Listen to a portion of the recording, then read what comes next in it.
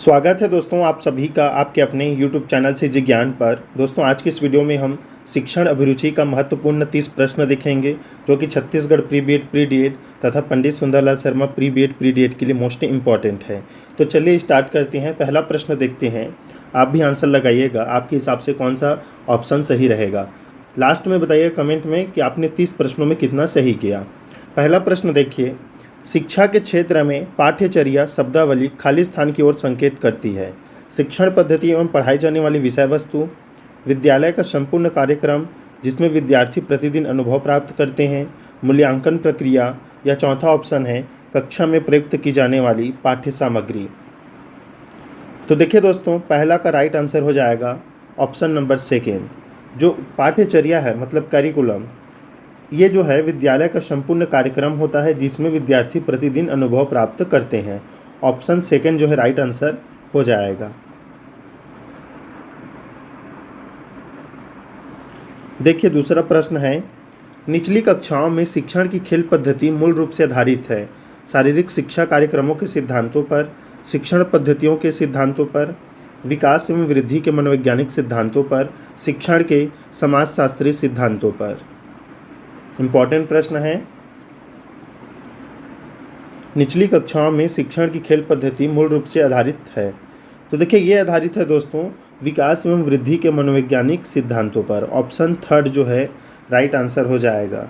ये most important प्रश्न है दोस्तों, याद रखिएगा, इस प्रकार से प्रश्न आपके एग्जाम में पूछा जाता है।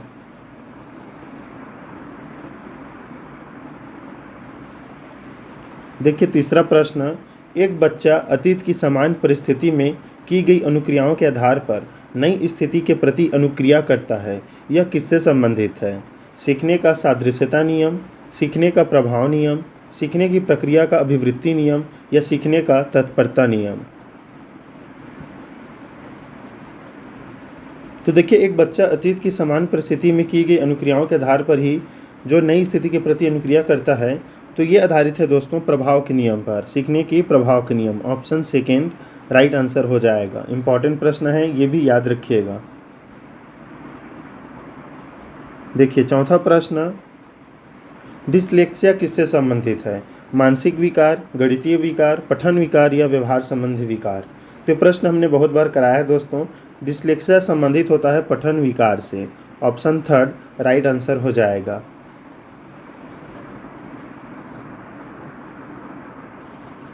पांचवा प्रश्न देखिए, विशेष आवश्यकता वाले बच्चों को शिक्षा उपलब्ध कराई जानी चाहिए अन्य सामान्य बच्चों के साथ, विशेष विद्यालयों में विशेष बच्चों के लिए विकसित पद्धतियों द्वारा, विशेष विद्यालयों में विशेष शिक्षकों द्वारा। तो देखिए विशेष आवश्यकता वाले बच्चे हैं दोस्तों, और इन्हें जो शिक्षा है वो अन्य सामान्य बच्चों के साथ ही उपलब्ध कराई जानी चाहिए। ऑप्शन फर्स्ट राइट आंसर हो जाएगा।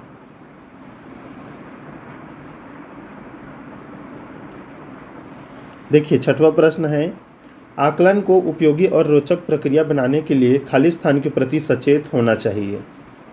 अलग अलग विद्यार्थियों में तुलना करना, विद्यार्थियों को बुद्धिमान या औसत शिक्षार्थी की उपाधि देना। तीसरा ऑप्शन है, शैक्षिक और सहशैक्षिक क्षेत्रों में विद्यार्थी के सीखने के बारे में जानकारी प्राप्त करने के लिए विविध तरीकों का प्रयोग करना। प्रतिपुष्टि अर्थात फीडबैक देने के लिए तकनीकी भाषा का प्रयोग करना। तो देखिए आकलन को उपयोगी और रोचक बनाने के लिए दोस्तों आवश्यक है विद्यार्थियों को बुद्धिमान या औसत शिक्षार्थी की उपाधि देना, तभी आकलन जो उपयोगी और रोचक बनेगा। ऑप्शन सेकेंड जो है राइट आंसर हो जाएगा।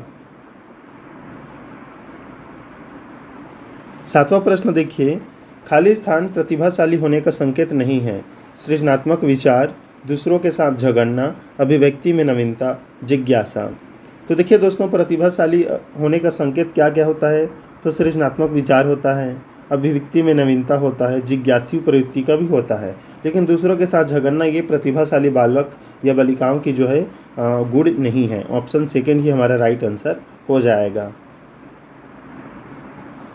आठवां प्रश्न देखिए मोस्ट इम्पॉर्टेंट, बच्चे दुनिया के बारे में अपनी समझ का सृजन करते हैं, इसका श्रेय खाली स्थान को जाता है। जीन पियाजे, पावलोव, कोहलबर्ग, या स्किनर। बच्चे दुनिया के बारे में अपनी समझ का सृजन करते हैं, इसका श्रेय खाली स्थान को जाता है। तो देखिए राइट आंसर हो जाएगा ऑप्शन फर्स्ट दोस्तों, जीन पियाजे। याद रखिएगा, मोस्ट इंपॉर्टेंट प्रश्न है ये।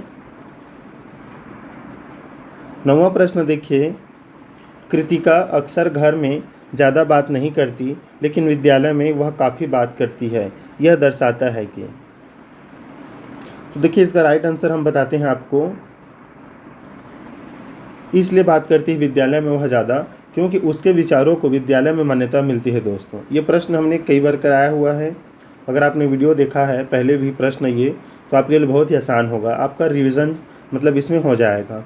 तो उसके विचारों को विद्यालय में मान्यता मिलती है, इसी कारण से वो विद्यालय में घर की अपेक्षा ज़्यादा बोलती है। 10वां प्रश्न देखिए, एक शिक्षक को अपने विद्यार्थियों की क्षमताओं को समझने का प्रयास करना चाहिए। निम्नलिखित में से कौन सा क्षेत्र इस उद्देश्य के साथ संबद्ध है? शिक्षा समाजशास्त्र, सामाजिक दर्शन, मीडिया मनोविज्ञान या शिक्षा मनोविज्ञान। तो देखिए दोस्तों, हम शिक्षण अभिरुचि पढ़ रहे हैं, शिक्षा मनोविज्ञान, तो जो फोर्थ ऑप्शन है शिक्षा मनोविज्ञान, यही इसका राइट आंसर हो जाएगा।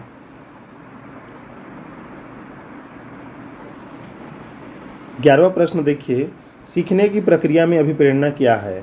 शिक्षार्थियों की स्मरण शक्ति को पैना बनाती है, पिछले सीखे हुए को नए अधिगम से अलग करती है, शिक्षार्थियों को एक दिशा में सोचने की योग्य बनाती है, शिक्षार्थियों को सीखने के प्रति रुचि का विकास करती है। बताइए सीखने की प्रक्रिया में अभिप्रेरणा जो है इसकी भूमिका क्या होती है दोस्तों?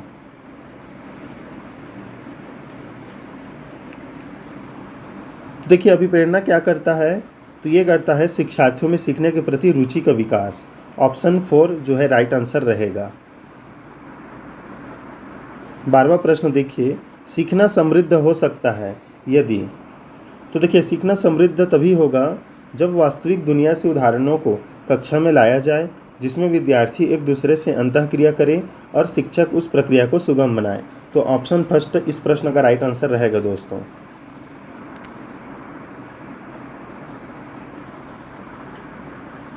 13 नंबर प्रश्न देखिए, निम्न में से कौन से कथन को सीखने की प्रक्रिया की विशेषता नहीं मानना चाहिए? शैक्षिक संस्थान ही एकमात्र स्थान है जहां अधिगम प्राप्त होता है, सीखना एक व्यापक प्रक्रिया है, सीखना लक्ष्योन्मुखी होता है, अनधिगम भी सीखने की प्रक्रिया से संबंधित है। बताइए निम्न में से कौन से कथन को सीखने की प्रक्रिया की विशेषता नहीं मानना चाहिए? तो देखिए सीखने की प्रक्रिया की विशेषता नहीं है दोस्तों, ऑप्शन फर्स्ट, केवल स्कूल में ही या शैक्षिक संस्थान में ही सीखा जा सकता है, ये कहना गलत है कि यही एकमात्र स्थान है कि यहाँ सीखा जा सकता है, ये जो है इसकी विशेषता नहीं है। ऑप्शन फर्स्ट राइट आंसर हो जाएगा। बाकी आप देखिए सीखना व्यापक प्रक्रिया है, लक्ष्य उन्मुखी है और ये अनधिगम भी सीखने की प्रक्रिया से संबंधित होता है। अगला प्रश्न देखिए 14 नंबर, 5वीं कक्षा के दृष्टिबाधित विद्यार्थी। तो देखिए दृष्टिबाधित के साथ कक्षा में सामान्य व्यवहार किया जाना चाहिए और श्रव्य सीढ़ी के माध्यम से सहायता उपलब्ध कराई जानी चाहिए। थर्ड राइट आंसर हो जाएगा। प्राथमिक स्तर पर शिक्षक में निम्न में से किसे सबसे महत्वपूर्ण विशेषता मानना चाहिए? पढ़ाने की उत्सुकता, धैर्य और दृढ़ता, शिक्षण पद्धति और विषयों के ज्ञान में दक्षता, अंतः मानक भाषा में पढ़ाने में दक्षता। तो देखिए प्राथमिक स्तर पर शिक्षक में होना चाहिए दोस्तों धैर्य और दृढ़ता। सेकंड जो ऑप्शन है वो राइट आंसर रहेगा इसमें।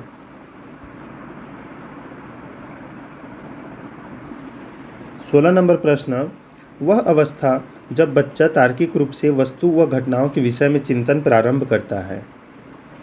तार्किक रूप से, तो देखिए इसे ठोस अवस्था भी कहते हैं दोस्तों और मूर्त अवस्था भी।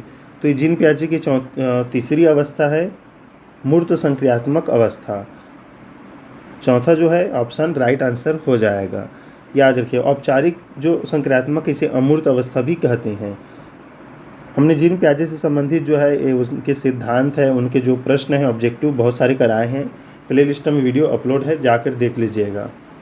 देखिए अगला प्रश्न है, एक शिक्षक अपने लोकतांत्रिक स्वभाव के कारण विद्यार्थियों को पूरी कक्षा में कहीं भी बैठने की अनुमति देता है।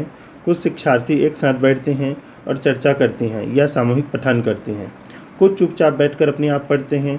एक अभिभावक को यह पसंद नहीं आता। इस स्थिति से निपटने का निम्न में से कौन सा तरीका सबसे बेहतर हो सकता है?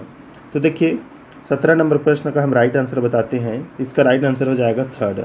अभिभावकों को शिक्षक पर विश्वास व्यक्त करना चाहिए और शिक्षक के साथ समस्या पर चर्चा भी करनी चाहिए। तो थर्ड राइट आंसर रहेगा दोस्तों। 18वां प्रश्न देखिए, सीखने के अंतःदृष्टि सिद्धांत को किसने बढ़ावा दिया? गेस्टाल्ट सिद्धांतवादी, पावलोव, जीन पियाजे ने या वाइगोत्स्की ने? तो देखिए सीखने के अंतःदृष्टि सिद्धांत को दोस्तों बढ़ावा दिया गेस्टाल्ट सिद्धांतवादी ने। ऑप्शन फर्स्ट राइट आंसर हो जाएगा।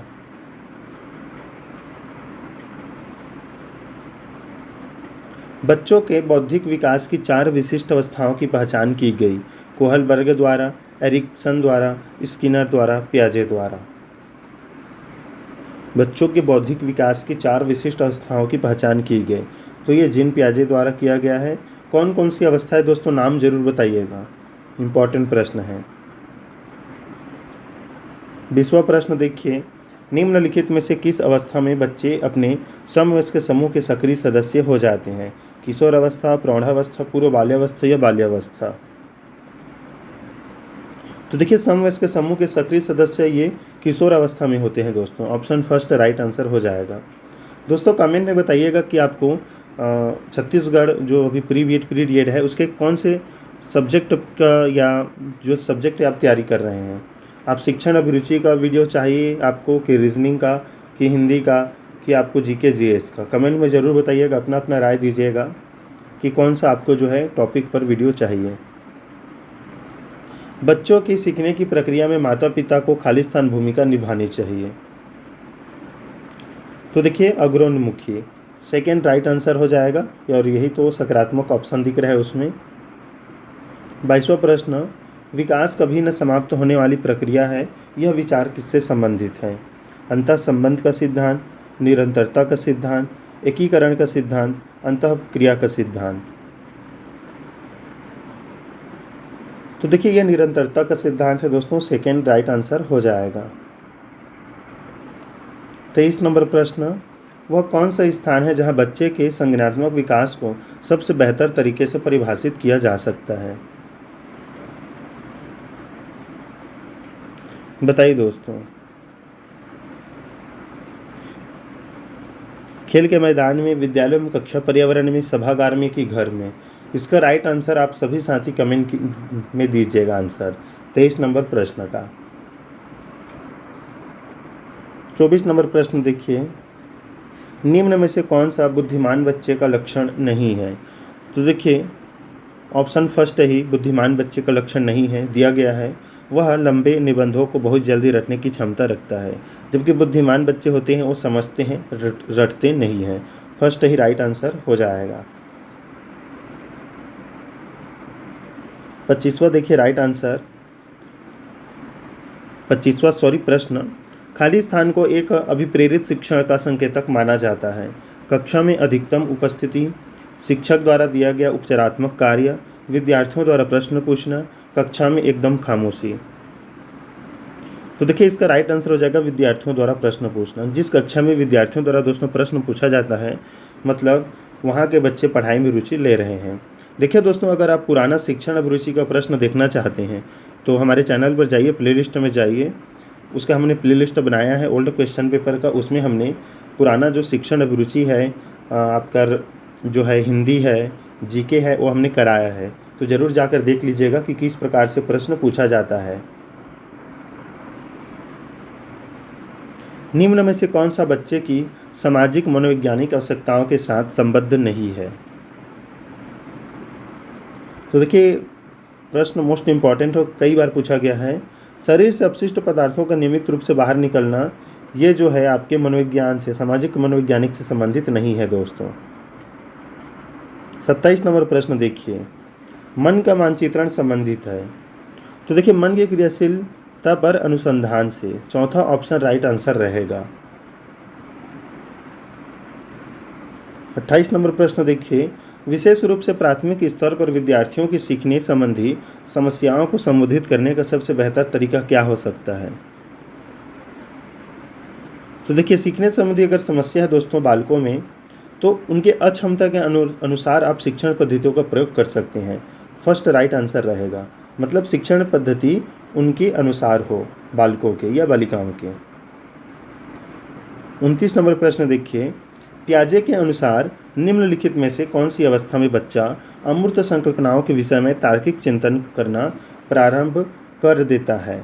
तार्किक चिंतन करना प्रारंभ कर देता है, और अभी इसमें प्रश्न बोला गया अमूर्त।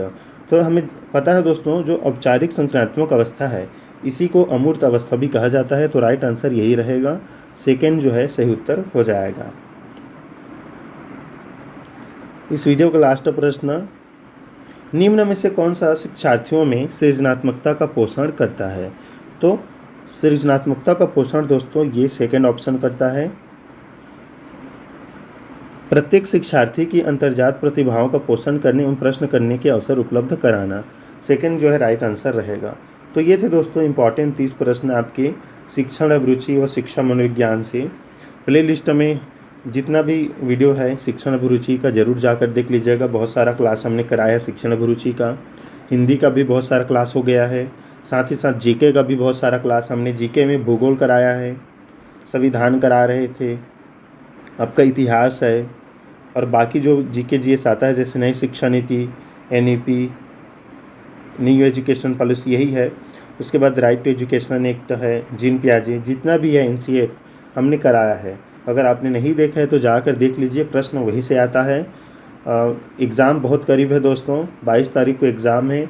उससे पहले जितना वीडियो हमने कराया है जाकर लाइन से आप डाउनलोड कर लीजिए और देखते रहिए। मिलते हैं नेक्स्ट वीडियो में, तब तक के लिए धन्यवाद।